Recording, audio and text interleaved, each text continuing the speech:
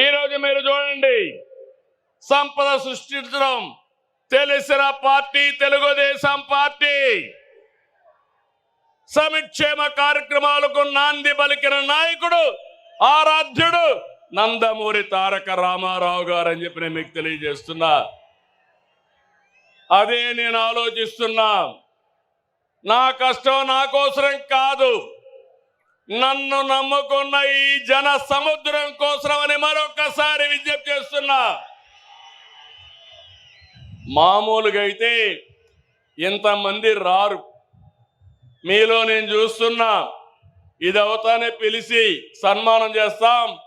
కోడూరు నుంచి 60 సంవత్సరాల వయసులో సైకిల్ వేసుకొని కడప మహానాడుకు వచ్చాడంటే అది తెలుగుదేశం పార్టీ పైనుండే అభిమానం. వారిని చూడండి తమ్ముళ్ళు, ఇలాంటి కార్యకర్తలు ఉన్నారంటే ఈ పార్టీకి పూర్వ జన్మ సుకృతం. తమలో గట్టిగా చప్పట్లు కొట్టి అభినందించండి. ఒక స్ఫూర్తి ప్రదాత. పార్టీ అంటే ఇట్లుండాలి. మనం అందరూ ఈ మారిగా ఉంటే ఇంకా వైఎస్ఆర్ కాంగ్రెస్ పార్టీకి అడ్రస్సే ఉండదు. అవునా కాదా? ఉంటామని చెప్పండి. అలాంటి కార్యక్రమాలతో ఈరోజు ముందుకు పోతున్నాం. నెల నెల పింఛన్లు ఇస్తున్నా మనం ఏ స్థాయిలో సంక్షేమం అందిస్తున్నాయో చెబుతుంది. దేశంలో ఏ రాష్ట్రమైనా 64 లక్షల మందికి పింఛన్లు ఇస్తున్నారా అని అడుగుతున్నా. సవాలు విసురుతున్నా. ఏడాదికి 33,000 కోట్లు ఒక్క పింఛన్కే సంక్షేమ కార్యక్రమాలు ఇస్తున్నాం. ఇది ఒక్క మన ప్రభుత్వానికే సాధ్యమైంది. మాట ఇచ్చిన విధంగా వృద్ధులకి, దివ్యాంగులతో సహా ప్రతి ఒక్కరికి కూడా 4,000, 6,000, 10,000 రూపాయలు, 15,000 రూపాయలు పింఛను ఇస్తున్నాం.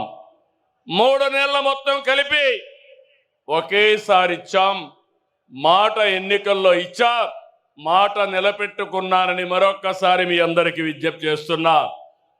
16,347 పోస్టులతో డిఎస్సి నోటిఫికేషన్ ఇచ్చాం. మొదటి సంతకం పెట్టాను. ఈ ఉద్యోగాలు ఇచ్చే బాధ్యత నా తమ్ముళ్ళు, యువతను ఆదుకునే బాధ్యత నాదని మరొక్కసారి విజ్ఞప్తి చేస్తున్నా. దీపం పెట్టాం, గ్యాస్ సిలిండర్లు ఇచ్చాం. దీపం 2 కింద 3 గ్యాస్ సిలిండర్లు మా ఆడబిడ్డలకు ఇస్తా. ప్రతి 4 నెలలకు ఒకసారి మీ అకౌంట్లోనే డబ్బులు వేస్తామని చెప్పి కూడా నేను మీకు తెలియజేస్తున్నా. తమిళ ఉమ్మడి రాష్ట్రంలో ఎస్సీ వర్గీకరణ తీసుకొచ్చాను. ఏబిసిడి పెట్టాం.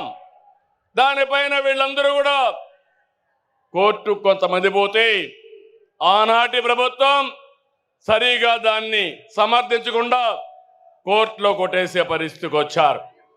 ఇటీవల మనం చెప్పింది న్యాయమని సుప్రీంకోర్టు కూడా చెప్పింది.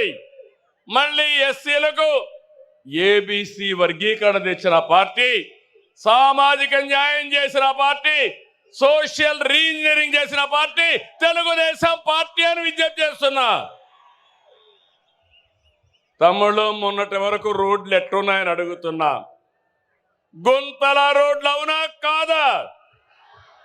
గుంతలు పూడ్చామా లేదా అని మిమ్మల్ని అడుగుతున్నా. రోడ్లు బాగున్నాయా లేదా అని మిమ్మల్ని అడుగుతున్నా. అన్ని రోడ్లు రిపేర్ చేశాం. దీన్ని ముందుకు తీసుకుపోతామని చెప్పి కూడా నేను మీకు తెలియజేస్తున్నా.